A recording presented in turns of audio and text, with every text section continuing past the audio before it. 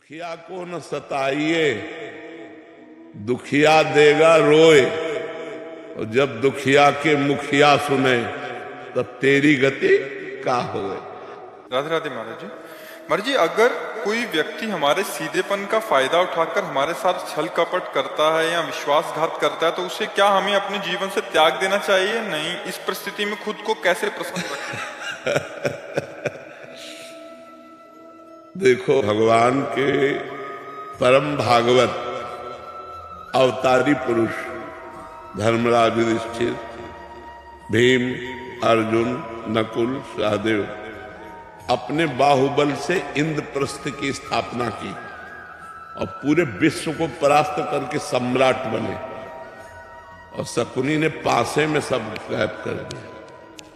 क्या भगवान उस समय सुदर्शन चक्र का अगर प्रयोग कर देते शकुनी के ऊपर तो सारा खेल समाप्त हो जाता, कौरव भी बच जाते और पांडवों को भी दुख ना भोगना पड़ता। पर ऐसा कुछ नहीं किया। शकुनी ने 12 वर्ष का वनवास और 1 वर्ष का अज्ञातवास पांडवों को निश्चित किया। और ऐसे महावीरों को, ऐसे अवतारी पुरुषों को भारी कष्ट भोगना पड़ा छल के कारण। तो हमें लगता है कि कहीं न कहीं भगवत विधान होता है। जो आदमी छल कर रहा है हमारे साथ, शायद है कि हमने पूर्व जन्म में उसका कुछ लिया होगा। आज हमें लग रहा है कि वो छल विधान से हमारा ले रहा है। पूर्व जन्म में हमने कोई छल किया होगा तो उसी का उत्तर मिल रहा है। मुझे ऐसा मान करके शांत, अगर त्यागने की जरूरत है तो त्याग दीजिए, नहीं कुछ ऐसे संबंध जहाँ त्याग भी नहीं सकते। भले अपना घर का कोई सदस्य है, अपने परिवार का अपना प्रिय सदस्य है, कैसे त्यागोगे? अपना पुत्र है, अपना पति है, अपना मित्र है, अपना, तो सहन करना चाहिए। मतलब दूसरा उपाय नहीं है, एकमात्र सहन करना उपाय है। कबीरा खुद को ठगाइए, दूसरों को ना ठगे। अगर हमको कोई ठग रहा है तो वो देख रहा है, छोड़ दो उसके ऊपर, जाओ जाओ। जब वो मालिक हमारी तरफ देखेगा तो निहाल कर देगा, जब उसकी तरफ देखेगा तो बेहाल कर देगा।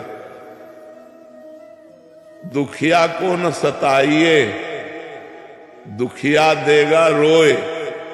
और जब दुखिया के मुखिया सुने तब तेरी गति का होए। ऊपर से लेकर के ये आज तक इतिहास साक्षी है।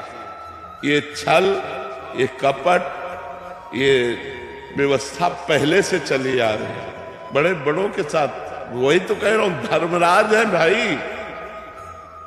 हम लोग तो धर्म से चलेंगे, वो तो धर्मराज है। और छल से मारा कि 12 वर्ष का वनवास, 1 वर्ष का अज्ञातवास। ऐसे महापुरुषों को भी छल, चाहते तो 1 मिनट में शकुनी को निपटा सकते थे भीम।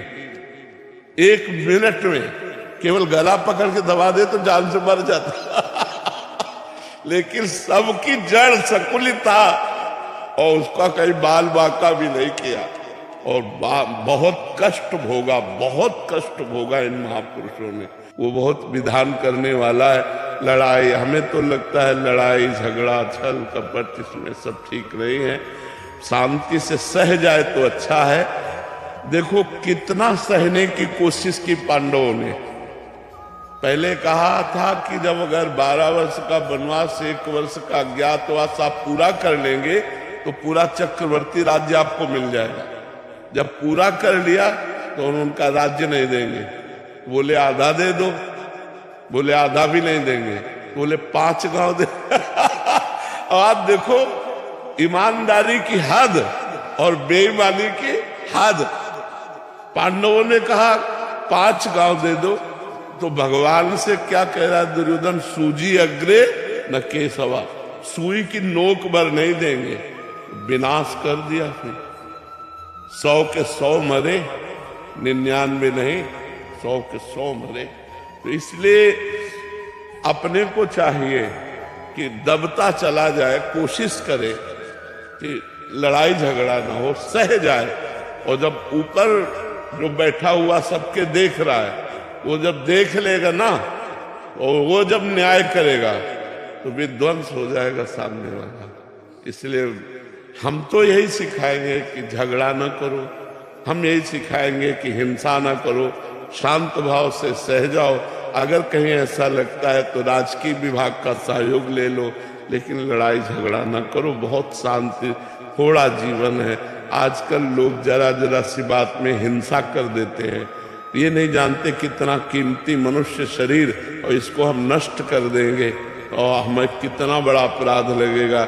ये सबसे बड़ी भगवान की सृष्टि में ये मनुष्य योनि है, सबसे बड़ी योनि है और बड़ी महिमाशाली है। इसके द्वारा बड़े बड़े पवित्र कार्य किए जा सकते हैं, और लोग जरा जरा सी लड़ाई में एक दूसरे की हिंसा कर देते हैं, या जरा सा ऐसा समस्याएं आई तो पूरा परिवार जहर खा लेते हैं। ये सब नहीं करना चाहिए। सहना सीखो, नाम जप करो और भगवान के आश्रित रहो। किसी तरह संसार से हम मुक्त हो जाएं। नहीं, बहुत कठिन, बार बार जन्म, बार बार मरण कहाँ तक भोगेंगे यार, कितना भोगेंगे, कितना कष्ट है संसार में। इसलिए नाम जप करो।